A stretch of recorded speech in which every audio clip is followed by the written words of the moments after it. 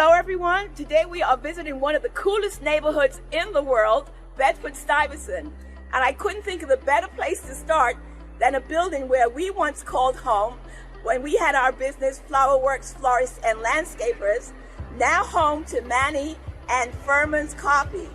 Welcome to Bedford Stuyvesant. Hello everyone, Marcia Melendez, your friendly Brooklyn Realtor, with another interesting video about the neighborhoods of Brooklyn.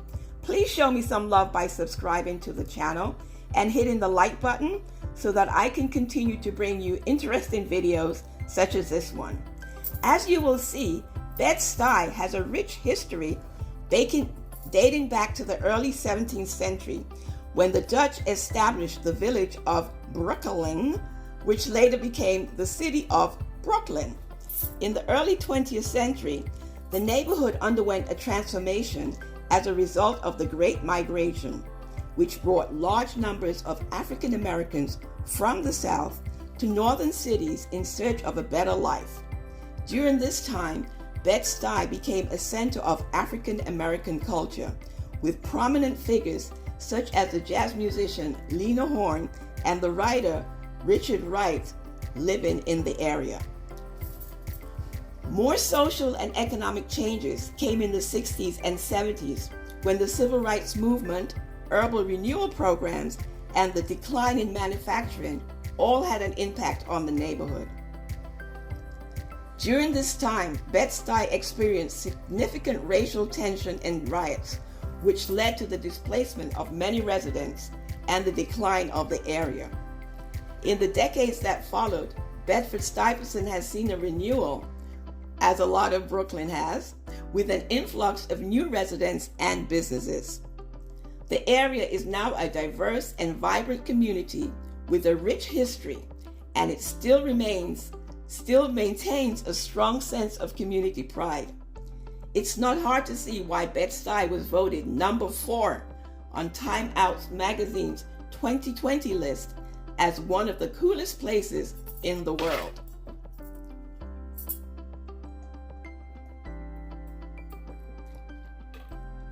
Bed-Stuy has maintained its essential character, even as it welcomes waves of new visitors and residents.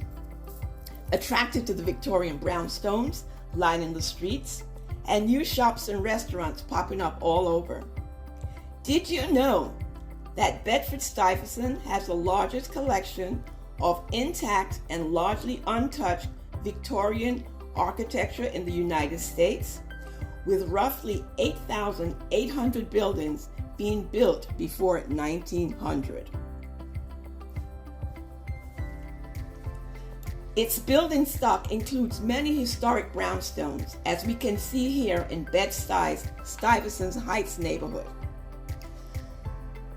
The historic district is bounded roughly by Tompkins Avenue on the west, Lewis Avenue on the east, and Macon and Halsey Streets on the north. I particularly love the houses here on Decatur Street, which I think is one of the most beautiful blocks in Bedford Stuyvesant, and in fact in all of Brooklyn. The historic Landmark District can boast some of New York City's most handsome and historic brownstones and grand old apartment buildings.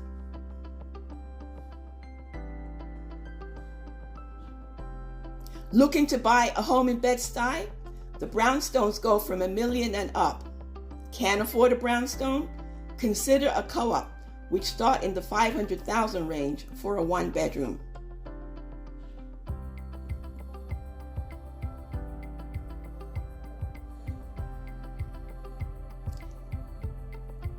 Here we see my historic church where I've worshiped for almost 40 years, Bridge Street AME Church, one of the oldest African American churches in Brooklyn.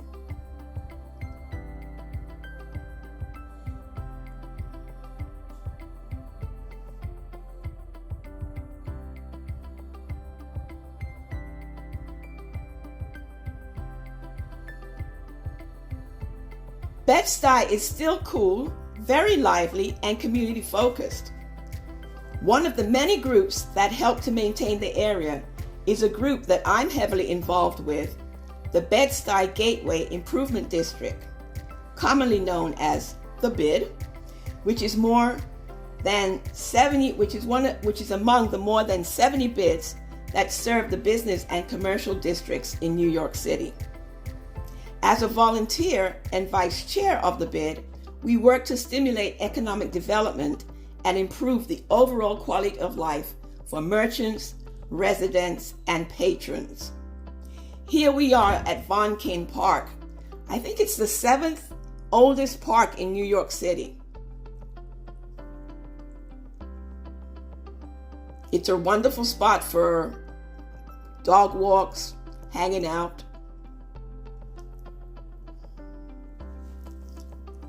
And here we have a memorial to Hattie Carton, which was one of the first environmentalists in this area.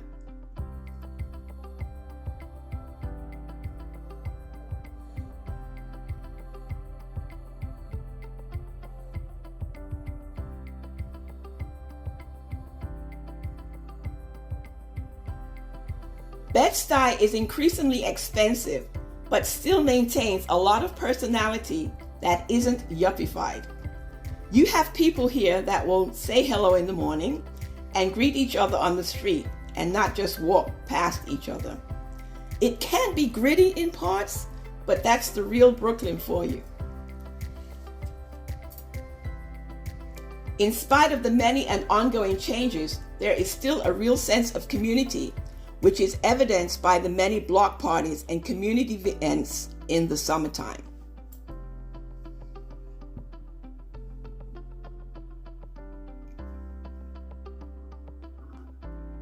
One of the most diverse communities in New York, Bed-Stuy.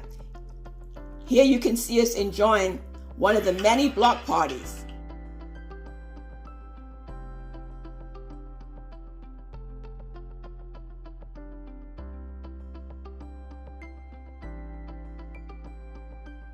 This is a block party for the 500 block of McDonald Street in Brooklyn, a really great event we attend every year.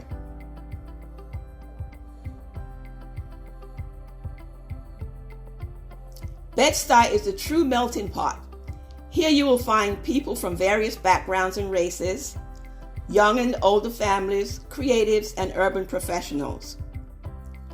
As a result of the diverse population of the neighborhood, Bed-Stuy is a great area for foodies, from pizza to Caribbean food, soul food, or Japanese. You name it, you can find it here in Bed-Stuy. Who needs to go to New York City to eat?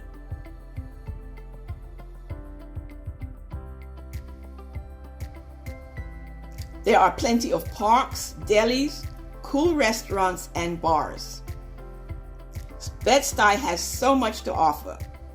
Here we are on Lewis Avenue,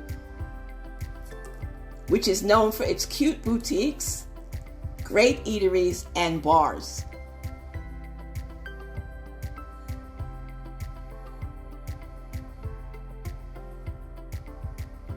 One of the staples on the block is Peach's Restaurant. Here is Angel enjoying some of their great crab cakes. It's a well-known neighborhood hangout. And here we see Brooklyn Tea, another great Brooklyn business that has expanded a lot recently.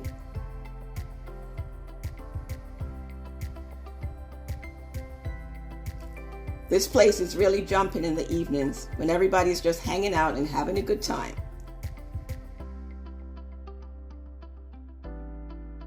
There is an influx of people moving here all the time. The properties are beautiful, the people are friendly, and everything is within reach. With mass transportation, you can get to downtown Manhattan in 15 minutes. For the thousands moving here, Bed-Stuy is one of the coolest neighborhoods in the world. For longtime residents, it's just home.